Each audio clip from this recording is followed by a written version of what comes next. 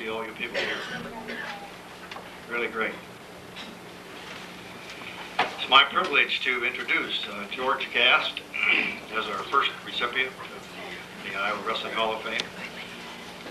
And I believe I'm correct here in saying that George was a very versatile young man. In all the years he's been at Osage, maybe not so young anymore, but he was sure versatile, and I'm sure still is. George was a valedictorian of the class of 1940. Senior year, he was 165-pound state wrestling champion on their state championship wrestling team. Also, he was a state champion discus thrower in track, selected all-conference in football, and on the all-state football team. Also played in the East-West All-Star football game. He enrolled at Iowa State University, where he earned 8 varsity letters in 3 sports: football, wrestling, track and field. He was recognized as an All-American on the ISU track and field team in 1943. He missed the NCAA wrestling tournament in 1942 due to mumps. I don't hear many people having mumps anymore, but maybe it's the word. There was no NCAA tournament in 1943 or 1944 due to World War II. George lost 1 college wrestling match to Champ Martin. However, in a return match, he defeated Champ. Champ was my high school coach in Alabama, and I never heard about that loss. But I never asked. George was a recipient of the Cardinal Key Award at Iowa State University. This award is based on leadership, scholarship, and character, their highest award. After graduation, he was a vocab teacher in Osage for 4 years, assistant wrestling coach for 3, and head coach in 1948. Then he purchased the Osage Feed and Seed Company, but continued to coach for many years, especially the younger wrestlers in Osage. In addition, he refereed wrestling for many years. Now he loves golf and checkers. I didn't know too much about the checkers, but I got some information here. In the late 80s and early 90s, he was one of the best checker players around. In the spring, I'm not sure what I'm saying here. In the spring, what did you do for 3 years? I'll ask you. Won the state tournament. There it is.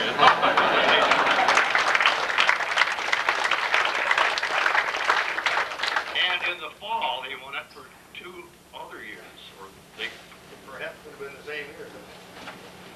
Yeah, but 1 tournament in the spring and 1 in the fall. Okay. So he's a state checkers champion. One other item here. At the age of 64, he was in St. Petersburg, and I assume this is Florida, not Russia. A man stole his wife's purse. George, however, double-legged him, took him down, and his wife called the police. And several minutes later, they took the man off George's hands.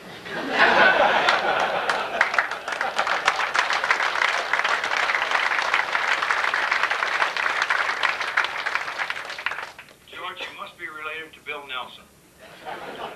I say that because this happened to Bill Nelson at age 63. Bill doesn't have to be here tonight, but even if he'd been here, I'd have told it anyway. At 63 years of age, he and his wife went to get a hamburger at McDonald's, and they were living in Tucson, Arizona. And on the way in, I suppose there was a crowd, and somebody, he jostled or got jostled or whatever, and he said something to this man about, do you have a problem? The guy said, yes. He says, do you? And the guy said, no, that's enough of that. They went on in and got their food, and they were eating. And if you know Bill Nelson, you know at that time, he was seething.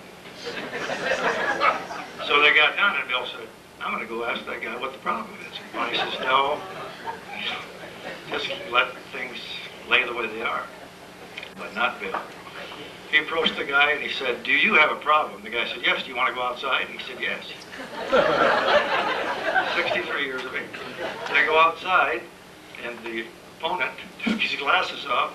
Bill doesn't take his glasses off. And the fellow said, "Aren't you going to take your glasses off?" He says, "There's no need to." And Fry said he did the best double leg I've ever seen him do in his entire life. But the bad part was when he got the guy down, Bill was very powerful, very strong, very short, very ornery if he wanted to be. And he was ornery then. He beat the tar out of this poor dog. The manager of the McDonald's finally came out and dragged him off, and he still wasn't done. He was still breathing. The guy said, "That guy's crazy." So they were about to leave, and Bill looks down, and the guy's glasses are on the street, and he went.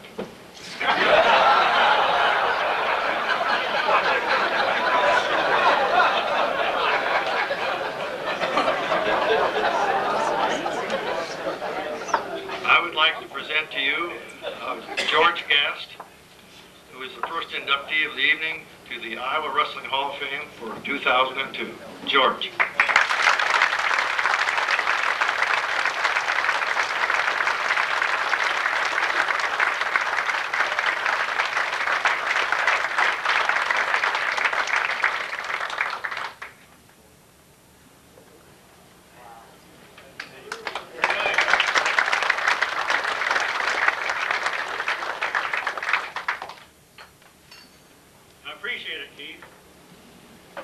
I feel a little intimidated up here. I saw Dan Gable sitting over there a little while ago. I'm going to have him come up and shake my hand. I'll see you later.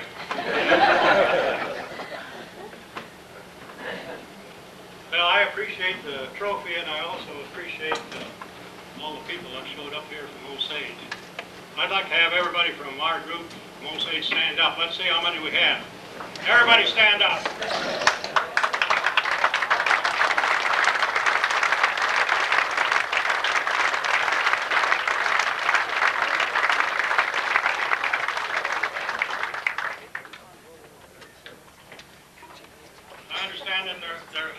Can you hear all right? I didn't forgot I had a microphone. Can everybody hear? Yep. I understand. Well, I know there's one person that sold all these tickets. That would be a lot of work and a lot of time to go around and, well, there must have been 60 or 70 people here. I didn't count that fast. A lot of people. The guy that did all this is Gene Moxton. Gene, let's stand up. Gene, stand up.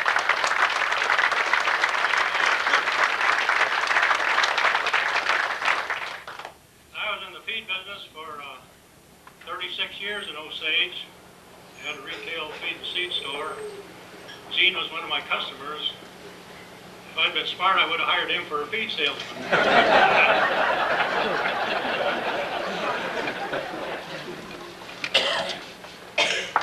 Well, I won't talk very long. I'm kind of allergic to making speeches. But I can give you a little history about a district wrestling tournament that occurred right here in Cresco 65 years ago from this very last winter. 65 years is a long time. I was a freshman wrestler at Osage. We came over to Cresco on a Friday afternoon, and we weighed in for the tournament. We wrestled that night, and I was out of the tournament. And the whole tournament was over the next night, Saturday night, and it was time to go home, but nobody went home. Everyone was snowbound by a big winter storm. Anybody from Cresco remember that? Probably not.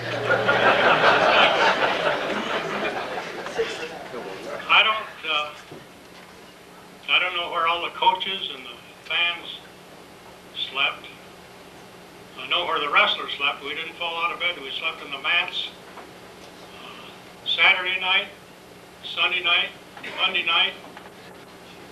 We didn't get out of Cresco until Tuesday afternoon. We were lucky to get home then because there were snow drifts as high as this ceiling that had been plowed out, and they were drifting in again. I don't remember how we spent all the time during the day, I do remember a lot of it was spent in the two cafes downtown, the two crowded cafes, waiting to get something to eat. I got to put my glasses on. I got to read something here. Teams in that tournament. Well, here's the program. It was February 19th and 20th in 1937. The teams at the tournament were Clinton, Cresco, DeWitt, Dubuque, East Waterloo, Iowa School for the Blind. If you wrestled a blind kid, well, you had to keep contact with him at all times. Lamont, I had to look Lamont up at the map. It's a little town east of Waterloo a few miles. New Hampton, Osage, West Waterloo, and Davenport. And the coaches, the West Waterloo coach was Finn Eriksson. Finn Eriksson came over to this country from Denmark. And he wrestled for state teachers at Cedar Falls back then. And he was a long-time promoter of, well, he was with Waterloo School System. He promoted wrestling for a long time then after he got out of the service. And he was one of the best referees, probably one of the best referees and the best coaches in the country. At East Waterloo, I think this was a little before Davy Natvig's time. I know Harry Sievers was the track coach down there. I think he was also the wrestling coach. He had a boy, a wrestler at 125 pounds by the name of Lindholm, a blonde-headed kid. That was an outstanding wrestler. He won this district tournament here at Cresco. And the next week he went down to Fort Dodge and won the state tournament. He was one of the two state champions out of this district. The other state champion was Osage's very first state champion, Ab Lehman. Ab was an older brother of Germ Lehman. He was 3 or 4 years older than Germ. And the Cresco coach, I'm sure most of you around here know, was Christy Flanagan. Christy was a great coach and a great individual. He won 4 state championships, and he won nearly 200 dual meets. The Osage coach was R.T. Mitchell. He had the respect of all of his wrestlers, and he was one of my favorite people. He was from Casey, Iowa, a small town west of Des Moines. He went to school at IWHOF. He wanted to be a doctor. When he was in medical school, he broke a leg. He didn't have enough money to finish, so he ended up in PE. When he was hired at Osage, he was a football and basketball and the track coach at Buffalo Center. He didn't like coaching basketball, so he talked the Osage School Board into starting wrestling. That was in 1934, and in 1940, well, he won the state tournament. He was also a strong football and track coach. He won the conference championship several times in each of those sports. It wasn't an easy conference, but Osage, New Hampton, Cresco, Waverly, Charles City, Decorah, and Oldwine, and Waukon. See, at New Hampton, the New Hampton coach was Spade Harmon. A lot of you guys know Spade. Spade was one of a kind.